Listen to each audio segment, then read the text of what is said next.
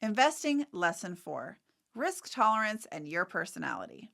In the last lesson, you learned about traditional and Roth individual retirement accounts, 401ks, and why it's so important for you to take responsibility for your own retirement starting at a young age.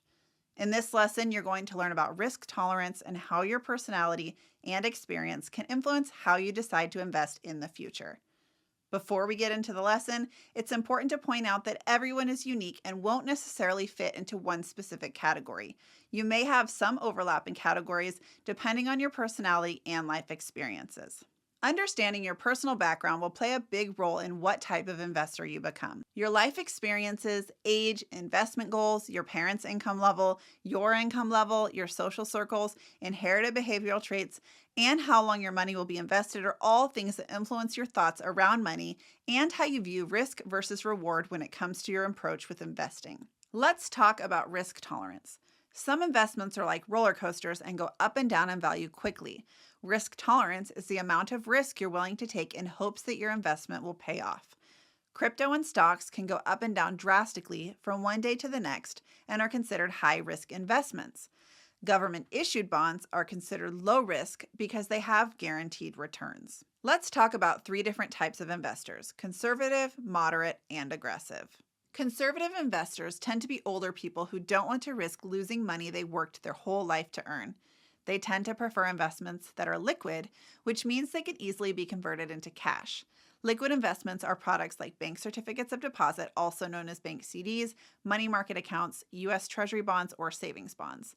These types of investments offer low risk and low returns. Moderate risk investors tend to have a more balanced approach to investing. Their strategy is to maximize their gains and minimize their risks by using a combination of stocks and bonds to make up their investment portfolio. A common portfolio for a moderate risk investor is made up of 60% in stocks, 30% in bonds, and 10% in cash. Aggressive investors typically have a higher tolerance for risk. They tend to be more spontaneous and willing to risk their money for the possibility of bigger gains. Aggressive investors tend to have a better understanding of the market, or at least think they have a better understanding of the market, and use strategies that can produce higher returns. However, if those strategies don't work in their favor, they're more likely to lose money and more likely to lose big. Aggressive investors are typically motivated by how much money they can make over preserving the money they initially invested. Their investment portfolios can be upwards of 90 to 100% invested in stocks or cryptocurrencies and very little invested in bonds or cash. People work hard for their money and don't want to take the chance of potentially losing it. Most people hate the idea of losing money more than they love the idea of making it, which is why it's natural for most people to think conservative investments are appealing. However, like we said earlier, low risk usually means low rewards.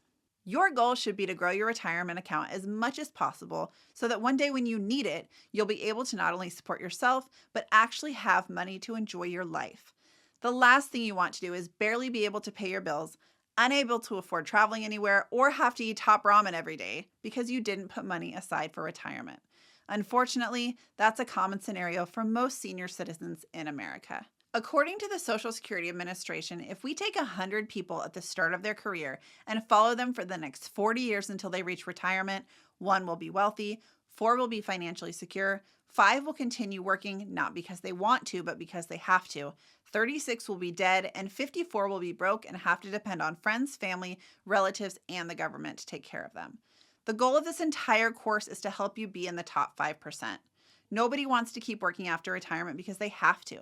It's one thing if you want to keep working to stay busy. It's another thing to have to keep working because your Social Security check doesn't cover your bills and you need the money. The average Social Security check is $1,666 for retired workers, and that's not enough to live on, which is why it's so important that you start investing sooner than later, because you can't depend on anyone else to take care of you, especially the government. Younger people are more likely to be aggressive with their investing approach because time is on their side. They don't need the money anytime soon, so it's easier to care about maximizing returns.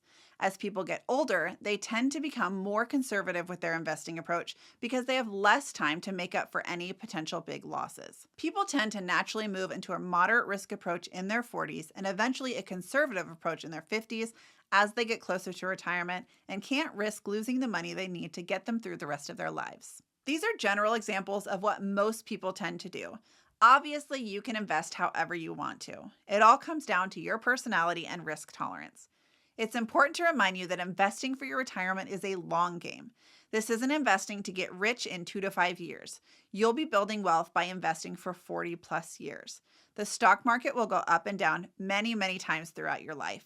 The people who don't overreact to the ups and downs of the market have proven to do much better than the people who get emotional and make constant adjustments. In the next lesson, you'll learn the difference between DIY investing, hiring a financial advisor, and using a robo-advisor.